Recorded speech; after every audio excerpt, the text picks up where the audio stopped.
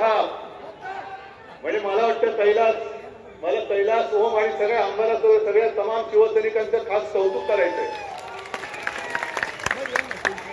पण जेव्हा पूर आला होता त्या पुरामध्ये स्वतःच्या जीवाची पर्वा न करता शेतकऱ्याला वाचवणारे माझे म्हणजे बाळासाहेबांचे शिवसैनिक आहेत सगळे, त्यांचा मला अभिमान आहे। आणि कैलास तुम्ही जे बोललात राजा उदार झाला आणि स्वतःचीच पाठ स्वतः खाजून घ्यायची आणि थोपटून घ्यायची। जर अभिनंदन करायचं होतं तर आज शेतकरी इकडे का आला? जे पॅकेज सरकारने जाहीर केलं तुम्हाला मान्य आहे काय?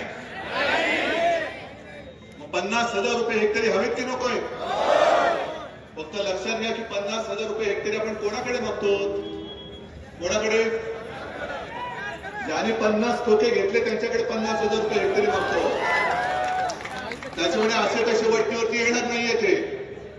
हे आता तुम्ही जो मला शेतकऱ्याचा असूड चाबूक दिलेला आहे, हा चाबूक हातामध्ये घ्यावा लागेल तुम्हाला आणि यांना बरोबर वट्टीवरती आणावं लागेल। मी एकूण जे काही पॅकेज पाहिलं आता वाढलं असेल बघा। अनेकांना असं वाटतं, सगळ्यांना असं वाटलं अरे 31,000 कोटी इतिहासातली सगळ्यात मोठं पॅकेज नाही। इतिहासातली सगळ्यात मोठी थाप मारली या सरकारने। आजपर्यंत एवढी मोठी थाप कोणत्याही सरकारने मारली नव्हती। ती इतिहासातली पहिली